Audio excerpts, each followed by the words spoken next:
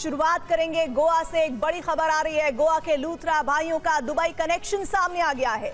Dubai में लूथरा भाइयों का घर है। अग्निकांड से 4 दिन पहले दुबई से लौटे थे ये दोनों भाई। एजेंसियों के मुताबिक दोनों के दुबई भागने का भी शक है, लेकिन पहले जो जानकारी मिल रही थी कि दोनों भाई थाईलैंड भागे हैं। अभी दोनों की लोकेशन फुकेट है। और इस बीच जो जानकारी सामने आ रही है, जो बड़ी जानकारी है, गोवा के लूथरा भाइयों का दुबई कनेक्शन सामने आ गया है। खबर यह है कि दुबई में लूथरा भाइयों का एक घर है।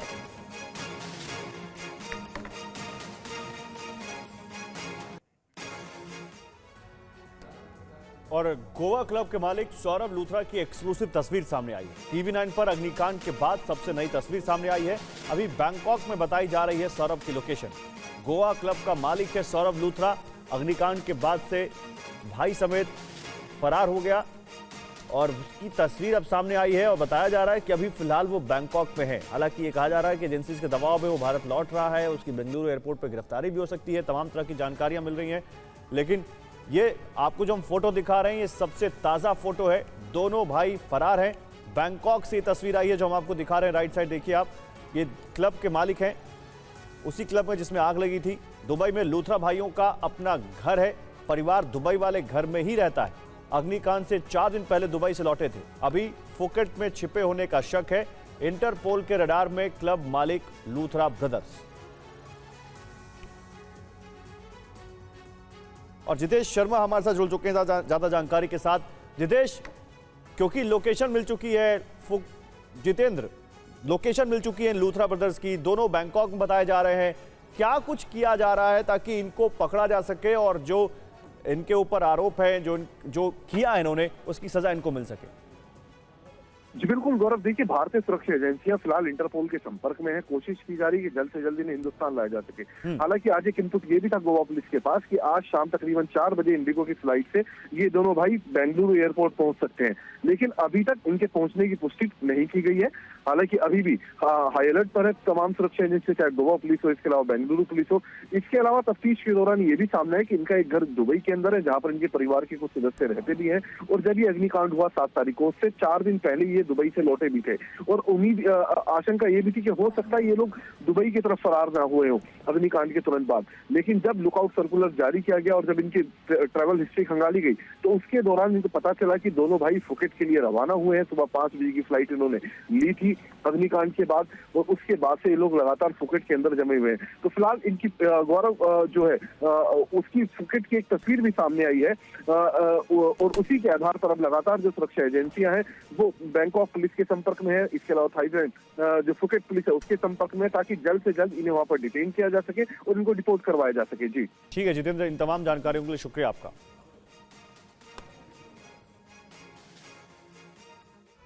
इस बीच एक और बड़ी खबर सामने आई है। अजय गुप्ता भी लूथरा भाइयों का पार्टनर ही है। गोवा क्लब अग्निकांड में पुलिस ने बयान दिया है। अजय और राजेश गुप्ता का क्लब में एक बड़ा निवेश है।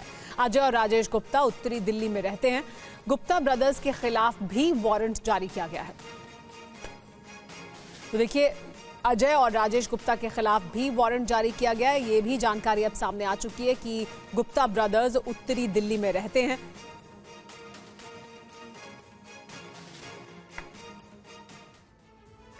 और इस बीच गोवा अग्निकांड में पोस्टमार्टम रिपोर्ट आ गई है। 21 शवों का पोस्टमार्टम किया गया है। 19 लोगों की मौत दम घुटने से हुई है। 2 लोगों की मौत जलने की वजह से हुई है। नेपाल के 2 मृतकों का पोस्टमार्टम जारी है। पुलिस एफआईआर में पोस्टमार्टम की जानकारी सामने आई है।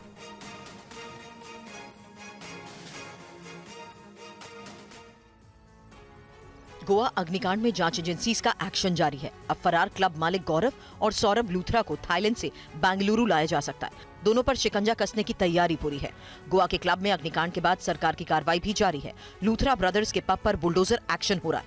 कई और संपत्तियां भी सील की गई। गोवा पुलिस ने सौरभ और गौरव लूथरा के 2 क्लब और 2 अन्य प्रॉपर्टी को सील किया है। गोवा नाइट क्लब अग्निकांड में अब तक 5 अभियुक्त गिरफ्तार किए गए। इससे पहले एफआईआर दर्ज होते ही गोवा पुलिस की टीम ने दिल्ली में मुख्य अभियुक्त गौरव लूथरा और सौरभ लूथरा के ठिकानों पर छापेमारी की थी, लेकिन दोनों वहां नहीं मिले। पुलिस ने घर पर नोटिस चस्पा कर दिया। वहीं अग्निकांड की तफ्तीश के लिए मजिस्ट्रेट कमेटी भी बनाई गई। ये जांच कमेटी अग्निकांड की रिपोर्ट गोवा सरकार को सौंपेगी। गोवा नाइट क्लब अग्निकांड में 25 लोगों की मौत के बाद एसडीएमए भी कार्रवाई कर रही है। गोवा के सभी नाइट क्लब, रेस्टोरेंट, बार, इवेंट वेन्यू और होटल्स में 7 दिन के अंदर इंटरनेट सेफ्टी की पड़ताल का लक्ष्य रखा गया है। और इंडिगो संकट पर नागरिक उड्डयन मंत्री ने संसद में जवाब दिया। उन्होंने कहा कि इंडिगो पर उचित कार्रवाई की जाएगी। मंत्री राम मोहन नायडू ने लोकसभा में क्या कहा, आइए आपको रिपोर्ट दिखाते हैं। देश की सबसे बड़ी एयरलाइन इंडिगो की मुश्किलें कम होने का नाम नहीं ले रही हैं। फ्लाइट के कैंसिल होने का सिलसिला आज 8वें दिन भी जारी है। आज केंद्रीय नागरिक उड्डयन मंत्री ने इंडिगो समस्या को लेकर संसद में जानकारी दी। राम मोहन नायडू ने कहा है कि नागरिक उड्डयन में सुरक्षा में किसी तरह का समझौता नहीं किया जा सकता है। उन्होंने कहा कि किसी भी विमान कंपनी को यात्रियों के लिए परेशानियां खड़ी करने की अनुमति नहीं दी जाएगी। उन्होंने कहा कि विमान परिचालन में खामियों से यात्रियों को होने वाली परेशानी के लिए इंडिगो के खिलाफ कड़ी कार्रवाई भी की जाएगी। Accountability will be ensured. DGCA has issued show cause notices to Indigo's senior leadership and commenced a detailed enforcement investigation. Depending on the outcome, strict and appropriate action as empowered under the aircraft rules and act will be taken. No airline, however large, will be permitted to cause such hardship to passengers through planning failures, non-compliance or non-adherence to statutory provisions. Indigo पर सरकार ने सख्त कार्रवाई की है। DGCA ने उड़ानों में 5% की कटौती करने का फैसला किया है। एयरलाइन को रिवाइज्ड शेड्यूल जमा करने के भी निर्देश दिए गए हैं। 2 दिसंबर से शुरू हुए बड़े पैमाने पर इंडिगो की फ्लाइट कैंसिलेशन के बाद हवाई यात्रियों का गुस्सा बढ़ता जा रहा है। इंडिगो संकट को लेकर डीजीसीए ने कड़े कदम उठाए। डीजीसीए ने इंडिगो को अपने फ्लाइट शेड्यूल में 5% की कटौती करने के आदेश दिए हैं। इससे साफ है कि रोजाना चलने वाली करीब 110 फ्लाइट अब दूसरी एयरलाइंस को अलॉट की जा सकती हैं। ये आदेश इसलिए दिया गया ताकि यात्रियों को कुछ राहत मिल सके। सूत्रों के मुताबिक एयरलाइन को इस बारे में बता दिया गया है कि कौन कौन सी उड़ानें कम की जाएंगी। बता दें कि आने वाले दिनों में 5% और भी उड़ानें कम करने का फैसला हो सकता है। इस बात पर निर्भर करेगा कि इंडिगो प्रतिदिन कितनी उड़ानें सही समय पर चला पाती है। गर्मियों के लिए 14,158 साप्ताहिक घरेलू उड़ानों की मंजूरी थी। विंटर शेड्यूल में दैनिक घरेलू उड़ानें 6% बढ़कर 15,014 हो गई हैं। हजारों फ्लाइट कैंसिल होने के बाद इंडिगो सवालों के घेरे में है। इस मुद्दे पर सरकार कड़े एक्शन की तैयारी में है। अब देखना होगा कि सरकार इंडिगो के खिलाफ और क्या-क्या कार्रवाई कर सकती है। और वहीं आम आदमी पार्टी के संयोजक अरविंद केजरीवाल ने कहा कि इंडिगो एयरलाइंस ने मोदी सरकार को घुटनों पर ला दिया। उन्होंने पूछा कि ऐसा कैसे संभव हुआ। मुझे लगता है कि देश में इस वक्त इतनी ज्यादा समस्याएं हैं, उन समस्याओं के ऊपर चर्चा होनी चाहिए। अभी ये जो इंडिगो एयरलाइंस का पूरा घटनाक्रम हुआ, हजारों की संख्या में एयरपोर्ट्स के ऊपर अफरा तफरी मची हुई थी। पूरी दुनिया भारत की तरफ देख रही थी। 21वीं सदी का भारत एक आधुनिक भारत होना चाहिए और हमसे अपनी एयरलाइंस नहीं संभलती। कुछ तो गड़बड़ है। एक कंपनी ने पूरी भारत सरकार को घुटने पे टेक दिया, ऐसा हो सकता है? तो या तो भारत सरकार निकम्मी है, उनको सरकार चलानी नहीं आती है, और या मिली हुई है। मुझे दूसरा ज़्यादा नज़र आता है, मिली हुई है। ये जो इंक्वायरी बिठा दी, अब एक कमेटी बिठा दी, बेवकूफ़ बना रहे हैं, आंखों में धूल झोंकते हैं। बहुत बड़ा स्कैम है ये, बहुत बड़ा स्कैम है। और उदयपुर में 30 करोड़ रुपए की धोखाधड़ी मामले में गिरफ्तार फिल्म डायरेक्टर विक्रम भट्ट और उनकी पत्नी श्वेतांबरी को पुलिस उदयपुर लेकर पहुंची। दोनों को आज कोर्ट में पेश किया गया। विक्रम भट्ट और उनकी पत्नी श्वेतांबरी 7 दिन की पुलिस कस्टडी में रहेंगे। उदयपुर कोर्ट ने दोनों की रिमांड दी है। अब इस मामले में पुलिस विक्रम भट्ट और उनकी पत्नी श्वेतांबरी से आगे की पूछताछ भी करेगी।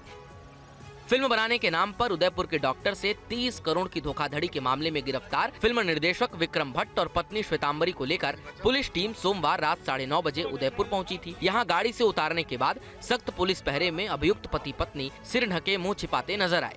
वहीं डीएसपी राज पुरोहित ने बताया कि विक्रम भट्ट की गिरफ्तारी को लेकर उदयपुर पुलिस की टीम 10 दिन से मुंबई में थी। उसके ठिकानों पर तलाश की जा रही थी, उसकी हर एक एक्टिविटी पर नजर भी रखी जा रही थी। और जब विक्रम और श्वेतांबरी को गिरफ्तार करने गए तब सुरक्षा कर्मियों ने रोक दिया और पुलिस कर्मियों से बहस की। उसी दौरान पति पत्नी अंदर बैठकर सीसीटीवी कैमरे से सब कुछ देख रहे थे। करीब आधे घंटे तक तो फ्लैट का दरवाजा भी नहीं खोला। इस दौरान पुलिस टीम को इंतजार करना पड़ा। जब दोनों को गिरफ्तार करने लगे तो पुलिस से बहस पर उतर आए।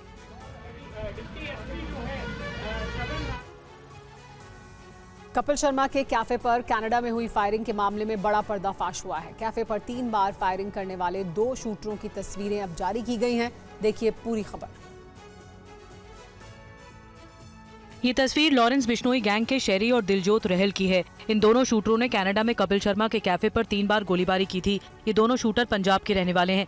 तफ्तीश में पर्दाफाश हुआ है कि इंटरनेशनल गैंग वॉर के ये दोनों शूटर बड़ा चेहरा हैं और कई वारदातों के मास्टरमाइंड भी हैं। शेरी और दिलजोत ने ही कपिल शर्मा के कैफे पर 3 अलग अलग मौकों पर फायरिंग को अंजाम दिया था। ये दोनों शूटर अत्याधुनिक हथियारों से लैस थे और लॉरेंस बिश्नोई गैंग के सक्रिय सदस्यों में से शामिल थे। कपिल के कैप्स कैफे पर यह फायरिंग इसी साल जुलाई महीने में की गई थी। पहली फायरिंग 10 जुलाई, दूसरी 7 अगस्त और तीसरी बार 16 अक्टूबर को गोलीबारी हुई थी। इन तीनों हमलों में यही दोनों शूटर शामिल थे। अब इस पूरे हमले के पीछे बैठे मास्टरमाइंड सीपू की एक्सक्लूसिव तस्वीर भी जांच एजेंसियों के हाथ लगी है, जिसके इशारों पर ये पूरी वारदात करवाई गई। तो खबर यह भी है कि शूटर शेरी और दिलजोत की तलाश में कनाडा पुलिस और सेंट्रल एजेंसी जुटी है। वहीं इस मामले में मास्टरमाइंड बंधुमान ने कई राज उगले थे। बंधुमान को लुधियाना से पकड़ा गया था। बंधुमान पंजाब के गोल्डी ढिल्लो गैंग का सदस्य है। भोजपुरी कलाकार पवन सिंह को लॉरेंस बिश्नोई गैंग से मिली धमकी मामले में मुंबई पुलिस की जांच अब क्राइम ब्रांच को ट्रांसफर कर दी गई है। देखिए TV9 भारतवर्ष की ग्राउंड रिपोर्ट। हम इस वक्त मौजूद हैं ओशिविरा पुलिस स्टेशन में और ओशिविरा पुलिस स्टेशन में जो शिकायत पवन सिंह जो भोजपुरी सिंगर एक्टर हैं उनकी तरफ से दी गई है, उस शिकायत के बाद ये पूरा मामला अब मुंबई पुलिस से मुंबई क्राइम ब्रांच ने अपने हाथ में ले लिया है। अब तक इस मामले में जो इन्वेस्टिगेशन है वो चल रहा है। ये कॉल जो बबलू नाम के शख्स ने किया था, उसने खुद को लॉरेंस बिश्नोई का आदमी बताया था। जो धमकी देने का मोडस ऑपरेंडी है वो मैं आपको यहाँ पर TV9 भारतवर्ष पर बताना चाहता हूँ। ये देखिए आपकी ये एक एप्लीकेशन जो है, कंप्लेंट लेटर जो है वो पवन सिंह के स्टाफ ने यहाँ पर ओशिविरा पुलिस थाने में लाकर जमा कराई थी।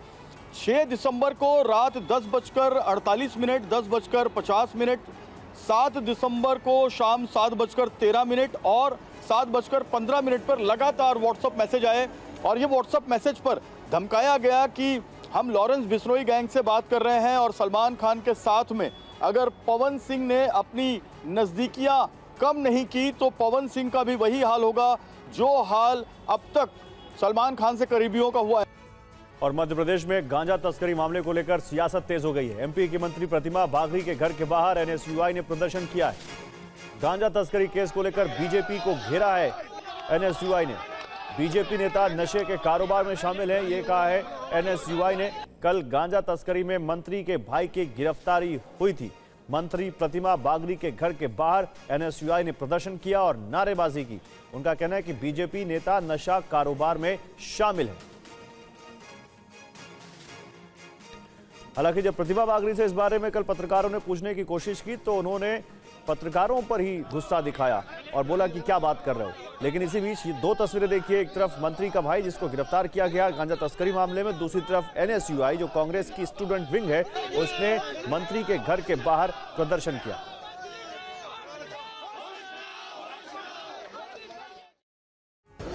मैम, आपके भाई पकड़े हैं गांजा तस्करी में, क्या कहेंगे? जबरदस्ती की बात क्यों करते हो तुम लोग? नहीं, आप बता दीजिए, अपना पक्ष बता दीजिए, क्या कहेंगी? मध्य प्रदेश सरकार की राज्य मंत्री प्रतिमा बागरी के परिवार से जुड़ा एक और गंभीर मामला सामने आया है।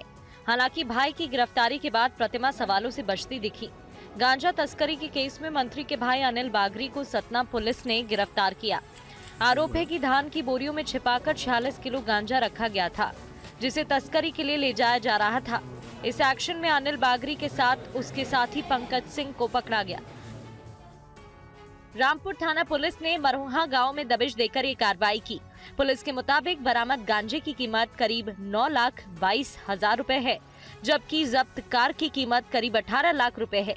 जांच में सामने आया कि गांजा पंकज सिंह के घर में धान की बोरियों के बीच छिपा कर रखा गया था। दोनों आरोपियों को कोर्ट में पेश कर 12 दिन की न्यायिक हिरासत में भेज दिया गया है। पंजाब में 500 करोड़ वाले बयान पर घमासान जारी है। अब कांग्रेस सांसद सुखजिंदर सिंह रंधावा ने नवजोत कौर सिद्धू को लीगल नोटिस भेजा है। ये लीगल नोटिस कांग्रेस सांसद सुखजिंदर सिंह रंधावा ने भेजा। डॉक्टर नवजोत कौर सिद्धू को भेजे गए कानूनी नोटिस में माफी मांगने की चेतावनी दी गई। नोटिस में लिखा है कि नवजोत कौर सिद्धू या तो माफी मांगे या फिर कानूनी कार्रवाई के लिए तैयार रहें। वहीं दूसरी तरफ कांग्रेस से सस्पेंड किए जाने के बावजूद नवजोत कौर सिद्धू के तीखे तेवर बरकरार हैं। उन्होंने दावा किया कि पंजाब में 70% कांग्रेस नेता उनके साथ हैं, तो वक्त आने पर आलाकमान भी उनका समर्थन करेगा। एक स्टेट के उस प्रेसिडेंट से दिया गया है जिसकी कोई मान्यता ही नहीं है और वो किसी टाइम के नहीं लिखा हुआ। ये नोटिस बहुत निकलते हैं और बहुत जाने राना गुरजीत जी भी इस नोटिस के साथ चल रहे हैं। मेरी पार्टी से ऊपर प्रॉपर बात हो रही है, बट हमारी भी कंडीशंस हैं कि हम चोरों का साथ नहीं देंगे।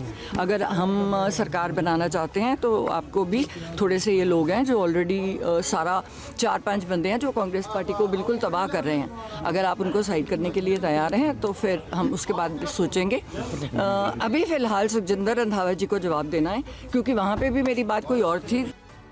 गोवा के नाइट क्लब में आग लगने के बाद 25 लोगों की मौत की खबर के बाद लगातार जो गतिविधियां सामने आ रही है उसमें ये एक अहम तस्वीर आपके सामने है, जहां पर बुलडोज किया जा रहा है उस जगह को जहां पर ये क्लब बना हुआ है। गोवा के एक नाइट क्लब में आग लगने से 25 लोगों की मौत हुई और उसके बाद उसके मालिक फरार हो गए।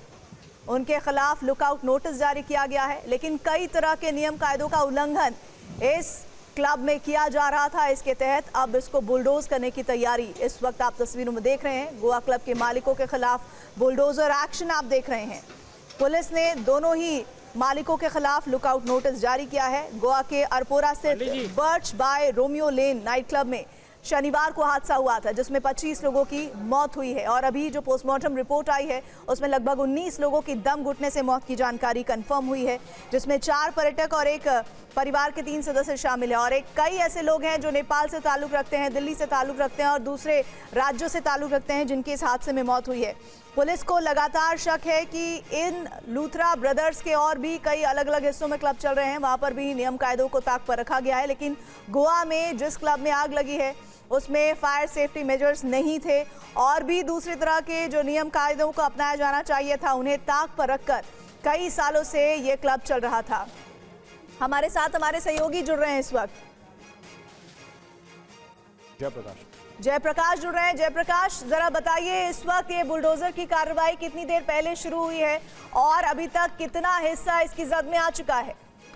देखिए प्रीति, वागातोर गोवा का जो नॉर्थ गोवा का इलाका है वहां पर ये एक और क्लब लूथरा बंधु का वहां पर बनाया गया था। इस क्लब में भी कई अनियमितताएं थी जिसको लेकर बार बार पर्यटन विभाग जो गोवा का है वो इनको नोटिस दे रहा था। एक बार थोड़ा कार्रवाई हुई थी, आज दोबारा पर्यटन विभाग वहां पर पहुंचा है, गोवा की सिविक अथॉरिटी वहां पर पहुंची है, गोवा पुलिस वहां पहुंची है और सौरव लूथरा और गौरव लूथरा का ये जो क्लब है रोमियो द लेन, इस पर ये कार्रवाई शुरू हुई है। करीब 1 एकड़ का ये जो पूरा क्लब है उसमें 2000 मीटर यानी 20,000 फुट यानी आधा एकड़ जो है वो इलीगल इंक्रोच करके बनाया गया है। इसमें कई एनओसीज भी जो है अथॉरिटी की नहीं ली गई है। तो अब ये कार्रवाई जो है वहां पर जो अथॉरिटी है वो शुरू कर चुकी है और इसमें कुछ घंटों का समय जाएगा। 2 और क्लब हैं इनके लूथरा बंधुओं के, वहां पर भी ये कार्रवाई आगे होगी। जी, तो जैसा जयप्रकाश बता रहे हैं कि नाइट क्लब में जो जानकारी मिली उसमें कई तरह के नियमों को धज्जियां उनकी उड़ाई गई हैं। फायर सेफ्टी क्लियरेंस नहीं था, फायर अलार्म सिस्टम नहीं था, ना नाइट क्लब के अंदर स्प्रिंकलर लगे हुए थे, ना ही धुआं निकलने के लिए कोई निकासी की तरीके को अपनाया गया था। और अब देखिए बुलडोजर की प्रक्रिया अपनाई जा रही है इस नाइट क्लब के खिलाफ। शुक्रिया जयप्रकाश।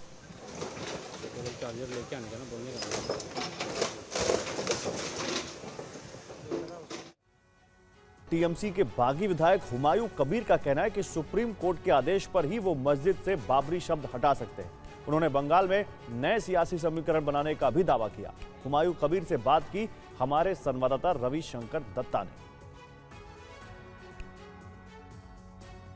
एक बाबरी मस्जिद में बनाने के लिए मेरा इरादा किया और 2024 में 12 दिसंबर में ही ऐलान किया जो मुर्शिदाबाद में बेलडंगा में कोई ज़मीन खरीद करके मैं एक मस्जिद बनाऊंगी। तो ये मस्जिद के पीछे मेरा जो तृणमूल कांग्रेस है वो बनाना नहीं देते चाहिए, तो मैं पहले से बोलना चाहिए। तो लास्ट 10 डेज पहले मुझे बुला के बोल रहा है जो ये इशू में हटना चाहिए। कहा जा रहा है कि अगर बाबरी मस्जिद के नाम पे ईंट वहाँ पे गाड़ा जाएगा तो उसको हम उखाड़ फेंकेंगे। तो वैसा सिचुएशन अगर खड़े हो जाएंगे तो आप क्या करेंगे? 63% जो और मुस्लिम यहाँ रहते हैं, हिंदू लोग सनातन धर्म में, किसी को कोई अच्छा नहीं पड़ेगी। अगर सुप्रीम कोर्ट कहता है कि आप मस्जिद करिए, कोई असुविधा नहीं है, लेकिन बाबरी नाम हटाएं, तो आप नाम हटाने की बात सोचेंगे और किसी के नाम पे मस्जिद? सुप्रीम कोर्ट को कोई निर्णय लेंगी, सुप्रीम कोर्ट को कोई जजमेंट आएगी तो मैं सुप्रीम कोर्ट को मानने के लिए तैयार हूँ, कोई दिक्कत नहीं है। आज एनडीए संसदीय दल की बैठक में पीएम मोदी ने कई संदेश दिए। उन्होंने कहा कि बिहार की जीत के बाद अब बंगाल की बारी है। देखिए ये पूरी खबर।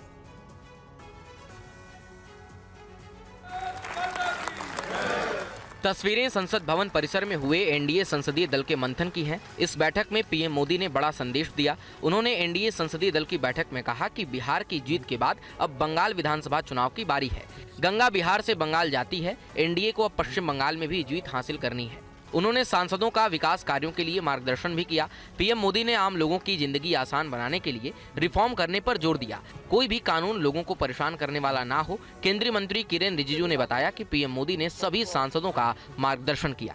जितने भी नागरिक हैं, सबको भारतवासी होने के नाते कोई सरकार से तकलीफ नहीं झेलना पड़े, इसका सुनिश्चित सबको करना है। कानून नियम अच्छा है, लेकिन सिस्टम को ठीक करने के लिए, जनता को परेशान करने के लिए नहीं। एनडीए साथियों को कहा है कि देश के लिए हमको और तीसरे टर्म में और ज़्यादा स्पीड से, 3 गुना स्पीड से हमको काम करना होगा। राज्यसभा में वंदे मातरम पर चर्चा के दौरान केंद्रीय गृह मंत्री अमित शाह ने विपक्ष पर जमकर निशाना साधा। अपने संबोधन के दौरान शाह ने कहा कि कुछ लोगों को लगता है कि बंगाल चुनाव के चलते वंदे मातरम पर चर्चा हो रही है। ऐसे लोगों को अपनी समझ पर विचार करने की जरूरत है। आज वंदे मातरम की चर्चा क्यों हो रही है वो समझ में नहीं आ रहा है। मुझे लगता है कि उन्होंने नए सिरे से अपनी समझ पर ही सोचने की जरूरत है। कुछ लोगों को इसमें दिखता है कि बंगाल में चुनाव आने वाला है, इसलिए वंदे मातरम की चर्चा हो रही है। वो वंदे मातरम के महिमा मंडन को बंगाल के चुनाव के साथ जोड़कर कम करना चाहते हैं। ये सही है कि वंदे मातरम की रचनाकार बंकिम बाबू बंगाल में पैदा हुए, बंगाल में गीत की रचना हुई, और आनंद मठ जिसमें बाद में वंदे मातरम समाहित हुआ, उसकी पृष्ठभूमि भी की बंगाल थी। मगर जब वंदे मातरम का प्रकटीकरण हुआ, वंदे मातरम बंगाल तक सीमित नहीं रहा था। और वंदे मातरम पर चर्चा के दौरान कांग्रेस अध्यक्ष मल्लिकार्जुन खड़गे ने कहा है कि हिंदू महासभा और आरएसएस ने स्वतंत्रता संग्राम में भाग नहीं लिया था। खड़गे ने कहा कि संविधान नहीं मानने वाले हमसे सवाल पूछ रहे हैं, वंदे मातरम नहीं गाने वाले अब गा रहे हैं। वंदे मातरम नहीं गाने वाले अब शुरू किए हैं, उन लिए मैं धन्यवाद। सभापति जी, मैं सदन को याद दिलाना चाहूंगा कि हिंदू महासभा और आरएसएस ने स्वतंत्रता संग्राम में भाग नहीं लिया था। यही नहीं, उन्होंने भारत के संविधान की प्रतियां भी जला दी थी। उन्हें आपत्ति थी कि जो बाबा साहब अम्बेडकर ने संविधान बनाया था वो मनुस्मृति पर आधारित नहीं था, इसीलिए हम उसको मान्यता नहीं देंगे। और यहीं पर उसको जलाया गया दिल्ली में। उन्होंने महात्मा गांधी, पंडित नेहरू और अंबेडकर के पुतले यही रामलीला मैदान पे जलाए। ये इतिहास है, आप पढ़िए। और जो संविधान को मानने वाले नहीं हैं और हमसे बार बार कहते हैं कि तुम क्या किए, तुम क्या करें, क्या तुम्हारे घर में नौकरी करना, क्या किए देश के लिए करे। हमारे लोग मरे, जेल में गए। चुनाव सुधार में चर्चा पर लोकसभा में बोले राहुल गांधी। आरएसएस सभी संस्थाओं पर कंट्रोल चाहता है। ईडी, सीबीआई, आईबी, आईटी पर आरएसएस का कब्जा है। नियुक्ति प्रक्रिया में सीजेआई को क्यों हटाया गया, हमें देखने के लिए दी जाए ईवीएम। ये भी कहा राहुल गांधी ने कि सरकार नहीं चाहती है कि चुनाव सुधार हो। इसके अलावा ये भी कि सीईसी को चुनाव के 45 दिन बाद सीसीटीवी फुटेज नष्ट करने का अधिकार क्यों दिया गया। राहुल गांधी ने यह भी सवाल किया कि बीजेपी लोकतंत्र को डैमेज करने के लिए चुनाव आयोग का इस्तेमाल कर रही है। एंटी नेशनल काम है वोट चोरी। तो राहुल गांधी ने आज चुनाव सुधार के मुद्दे पर चर्चा के दौरान कई अहम बातें कही, जिसमें उन्होंने कहा कि एंटी नेशनल है वोट चोरी करना। वोट चोरी किस तरह से की जा रही है इसका भी एक बार फिर उन्होंने जिक्र किया। लेकिन साथ ही आरएसएस को लेकर बड़ी बात कही कि आरएसएस दरअसल सभी संस्थाओं पर कब्जा करना चाहती है, सभी संस्थाओं को कंट्रोल करती है। After Gandhiji's assassination, next step of project was the wholesale capture of India's institutional framework. These are uncomfortable truths, but they have to be spoken. My friends don't like the connections I'm making. They're disturbed by them. It's obvious. Because after the father of the nation was assassinated, his vision of an equal India, of an India where institutions belong to the people, had to be destroyed.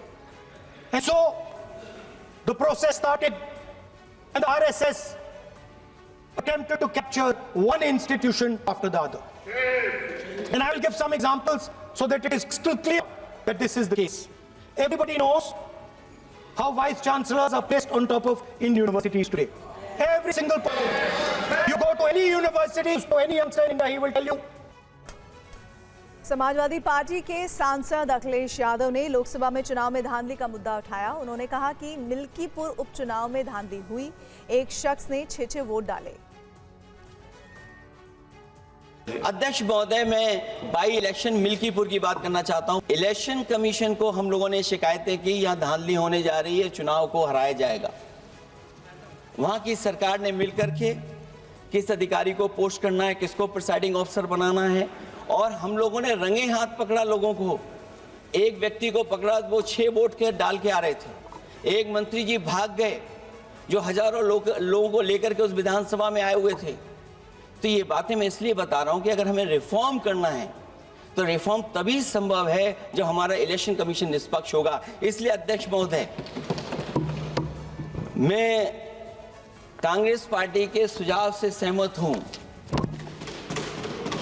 कि पहला सुझाव उन्होंने दिया है, और हम Samajwadi party के लोग भी ये मानते हैं कि जो इलेक्शन कमीशन के अपॉइंटमेंट का जो तरीका है वो तरीका बदला जाए। वो कम से कम ऐसा हो, पारदर्शी हो, निष्पक्ष हो, दिखे कि हमारी भी कुछ भागीदारी है। और मध्य प्रदेश के ग्वालियर में लॉरेंस बिश्नोई स्टाइल में जैकेट पहनकर फायरिंग करने वाले बदमाश को पुलिस ने गिरफ्तार किया है। बदमाश ने क्या किया था, पुलिस ने उसके साथ क्या किया, आइए आपको सब दिखाते हैं। पुलिस की गिरफ्त में ये वो शातिर बदमाश है जिसने 4 दिसंबर को चैलेंज देकर एक घर पर फायरिंग की थी। गिरफ्तारी के बाद पुलिस ने अभियुक्त का जुलूस वहीं निकाला जहां उसने वीडियो बनाकर धमकी दी थी। बदमाशों ने गैंगस्टर लॉरेंस बिश्नोई जैसी जैकेट पहनकर घटना को अंजाम दिया और वीडियो बनाकर सोशल मीडिया पर अपलोड कर दिया था। इसके बाद से परिवार पूरी तरह से दहशत में था। पुलिस ने वीडियो और शिकायत के आधार पर कार्रवाई करते हुए एक आरोपी को गिरफ्तार किया। आरोपी जो है, इसका पूर्व में काफ़ी आपराधिक रिकॉर्ड है। अभी उसमें जो है आपराधिक रिकॉर्ड भी अच्छे से चेक किया जा रहा है, परंतु पूर्व में इसी तरीके के यह अपराध करता आया है। साथ में इसके ऊपर NSA की कार्रवाई भी पहले की जा चुकी।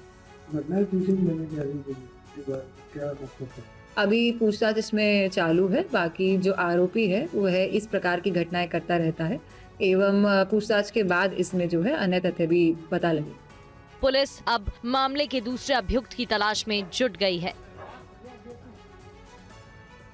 जयपुर के नीरजा मोदी स्कूल में 4th क्लास की बच्ची अमायरा के सुसाइड केस में 38 दिन बाद भी कोई ठोस कार्रवाई नहीं हुई है।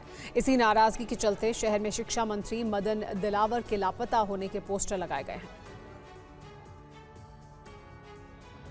ये पोस्टर शहर के कई चौराहों, बस स्टॉप और मुख्य सड़कों पर लगाए गए हैं। पोस्टर में लिखा है कि राजस्थान के सभी माता पिता मंत्री की तलाश कर रहे हैं। एक प्राइवेट स्कूल में छोटी सी बच्ची ने अपनी जान दे दी और मदन दिलावर कुछ करने के बजाय भाग खड़े हुए। सुनने में आया है कि स्कूल ने इनके विभाग को अंदर ही नहीं घुसने दिया। पोस्टर लगाने वाली परिवर्तन संस्था की अध्यक्ष रेखा शर्मा ने बताया कि नीरजा मोदी स्कूल में अमायरा ने बुलिंग से परेशान होकर अपनी जान दे दी। CBSE रिपोर्ट में भी स्कूल की लापरवाही स्पष्ट है, लेकिन शिक्षा मंत्री इस पूरे मामले में अनुपस्थित हैं। वहीं चेतावनी दी गई है कि अगर अगले 72 घंटों में निर्जा मोदी स्कूल के खिलाफ कठोर कार्रवाई नहीं की गई तो पूरे शहर में शिक्षा मंत्री मदन सिंह दिलावर का यह लापता वाला पोस्टर लगाया जाएगा। दरअसल जयपुर के निर्जा मोदी स्कूल में 1 नवंबर को चौथी कक्षा की 9 साल की छात्रा अमायरा ने स्कूल बिल्डिंग की 5वीं मंजिल से कूदकर आत्महत्या कर ली थी। परिवार का आरोप है कि बच्ची को स्कूल में लगातार बुलिंग का सामना करना पड़ रहा था। जयपुर में Malviya national institute of technology के परिसर में एक तेंदुआ घुसने की सूचना मिली और इस घटना से आसपास के इलाके में हड़कंप मच गया। राजस्थान की राजधानी जयपुर में मंगलवार सुबह उस वक्त हड़कंप मच गया जब Malviya national institute of technology के परिसर में तेंदुआ घुसने की जानकारी मिली। इलाके में लोग काफी डर गए। हालांकि वन विभाग की टीम ने कड़ी मशक्कत के बाद तेंदुए को पकड़ लिया। प्रशासन ने अलर्ट जारी किया। परिसर में ही तेंदुआ देखे जाने के बाद तुरंत इसकी जानकारी वन विभाग को दी। वन विभाग की टीम ने घंटों की मशक्कत के बाद तेंदुए को पकड़ लिया। वन विभाग की टीम ने तेंदुए को ढूंढने के लिए सघन ऑपरेशन चलाया। सीसीटीवी से जानकारी जुटाने के बाद ये पता चला कि MNID परिसर में तेंदुआ घंटों से छिपा हुआ है। इस खबर के कैंपस में फैलते ही छात्रों और टीचर्स में दहशत का माहौल बन गया। 4 महीने पहले भी अगस्त में जयपुर में गोपालपुरा पुलिया के पास NBC कंपनी में एक तेंदुआ देखा गया। बताया गया कि वो अपनी मां से बिछड़ गया था।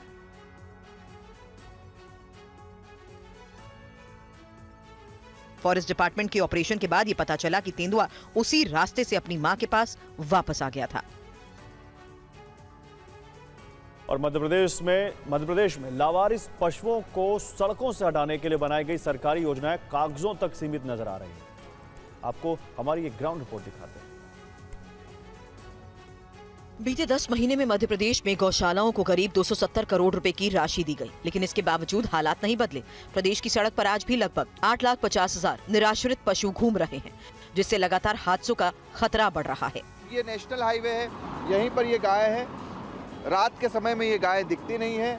कई बार गायों की भी मौत होती है और लोगों की भी मौत हो रही है। अगर आप आंकड़े की अनुमानित बात करेंगे तो 200 से 300 लोगों की मौत हो चुकी है। तो आज से नहीं, मतलब सालों से हम यही देखते आ रहे हैं। गाय यहाँ से लेके पूरे रोड पे रायसेन तक गाय ऐसी बैठी रहती है। सरकार इस पर ध्यान नहीं देती, केवल ना पालने के लिए पैसा देती है और ना ही जनता को जागरूक बनाती है, केवल खाना पूर्ति करती है। मध्य प्रदेश में कुल 2,937 गौशालाएं संचालित हैं, जिनमें फिलहाल सिर्फ 4,22,000 पशुओं को ही रखा जा सका है। सरकार की योजना थी कि नेशनल हाईवे अथॉरिटी के सहयोग से हर 50 किलोमीटर पर गौशाला बनाई जाएगी और हाइड्रोलिक लिफ्टर की मदद से सड़क से पशुओं को हटाया जाएगा। पंजाब के तरनतारन से मुठभेड़ की खबर है। यहाँ व्यापारी की हत्या का अभियुक्त सुक्खा को एनकाउंटर में ढेर कर दिया गया है। एनकाउंटर में मारा गया सुखबीर कोटला सुक्खा कई जिलों की पुलिस का वांटेड था। 1 दिसंबर को उसने लूट का विरोध करने पर एक व्यापारी को गोली मारकर हत्या कर दी थी। कल रात गोइंदवाल साहिब के पास पुलिस टीम जब आरोपी का पीछा कर रही थी, तभी उसने पुलिस पर अचानक फायरिंग शुरू कर दी। हमले में तरनतारन CIA इंचार्ज प्रभजीत सिंह और होमगार्ड जवान गुरविंदर सिंह घायल हो गए। पुलिस द्वारा की गई फायरिंग में आरोपी सुखबीर को गोली लगी, जिसे नजदीकी सरकारी अस्पताल ले जाया गया, जहां डॉक्टर ने उसे मृत घोषित कर दिया। DIG स्नेहदीप शर्मा के अनुसार सुखबीर कोटला सुक्खा तरनतारन के साथ साथ गुरदासपुर पुलिस का भी वांटेड था और उसके खिलाफ पंजाब के कई जिलों में गंभीर आपराधिक मामले पहले से दर्ज थे। तरनतारन पुलिस ने रविवार को ही आरोपी सुखबीर सुक्खा का पोस्ट जारी किया था और उसकी तलाश तेज कर दी थी। उससे पहले उसके साथी जगरूप सिंह को पुलिस ने शनिवार को गिरफ्तार किया था, जिसने पूछताछ में कई अहम खुलासे किए थे। पुलिस ने बताया कि घटनास्थल से हथियार और कारतूस भी जब्त किए गए हैं। मामले की जाँच जारी है। हरियाणा के पलवल से दिल दहला देने वाला मामला सामने आया है, जहां ऑटो कंपनी के कर्मचारी की हाइड्रा के नीचे दबने से मौत हो गई है। मौत के बाद परिजनों ने बवाल किया है। पलवल के गांव सीहोल निवासी जगदीश JCO ऑटो कंपनी में काम करता था। वो रोजाना की तरह रविवार को कंपनी में काम कर रहा था, तभी अचानक आई हाइड्रा की चपेट में आने से वो गंभीर रूप से घायल हो गया। हादसे का CCTV फुटेज सामने आया है, जिसमें साफ देखा जा सकता है कि काम करते वक्त अचानक वो हाइड्रा की चपेट में आ गया। जगदीश की मौके पर ही मौत हो गई। मौत की जानकारी मिलते ही परिजनों ने कंपनी के मुख्य गेट पर हंगामा किया। परिजनों ने कंपनी प्रबंधन पर लापरवाही का आरोप लगाया। हंगामा के बाद पुलिस मौके पर पहुंची और लोगों को समझाकर मामला शांत कराया। निगरानी में काम किया जाता है, जबकि अनसेफ पने में काम हो रहा है। नहीं कोई सेफ्टी शूज है, नहीं कोई फर्स्ट एड है, नहीं कोई एम्बुलेंस की सुविधा है, जबकि हर कंपनी में एम्बुलेंस की सुविधा होनी चाहिए। पुलिस ने शव को पोस्टमार्टम के लिए भेज दिया है। परिजनों ने किसी के खिलाफ शिकायत दर्ज नहीं की है। पुलिस इस घटना के बारे में जांच कर रही है। और कोयला खदानों से अब लाखों लोगों को रोजगार मिलने वाला है। सरकार का कहना है कि कोयला खदानों में 41,407 करोड़ रुपए का निवेश होगा। इस निवेश से 3,73,000 से ज्यादा नौकरियां पैदा होंगी। आने वाले समय में देश में रोजगार के बड़े अवसर बनने वाले हैं। कोयला मंत्रालय ने पिछले 5 सालों में 133 कोयला खदानों की नीलामी की है। सरकार का अनुमान है कि इन खदानों से करीब 41,407 करोड़ रुपए का पूंजी निवेश आएगा और हर साल लगभग 38,710 करोड़ रुपए का राजस्व पैदा होगा। सरकार ने कहा है कि इन परियोजनाओं से 3,73,000 से ज्यादा लोगों को सीधा रोजगार मिलने की उम्मीद है। लोकसभा में जवाब देते हुए केंद्रीय कोयला एवं खान मंत्री जी किशन रेड्डी ने बताया कि नीलाम की गई खदानों की अधिकतम उत्पादन क्षमता 276.04 मिलियन टन प्रति वर्ष है। उन्होंने कहा कि देश भर में अब तक 32 खदानों की पहचान की जा चुकी है। इनमें से 28 खदानों के लिए स्वीकृति पत्र भी जारी किए जा चुके हैं। कोयला एवं खान मंत्री ने बताया कि साल 2025-2026 के लिए पूरे भारत में कच्चे कोयले का उत्पादन लक्ष्य 1,157 मिलियन टन है, जिसमें से CIL का कोयला उत्पादन लक्ष्य 875 मीट्रिक टन है। कोयला मंत्रालय ने वित्तीय वर्ष 2029-2030 तक लगभग 1.5 बिलियन टन का महत्वाकांक्षी घरेलू कोयला उत्पादन लक्ष्य रखा है।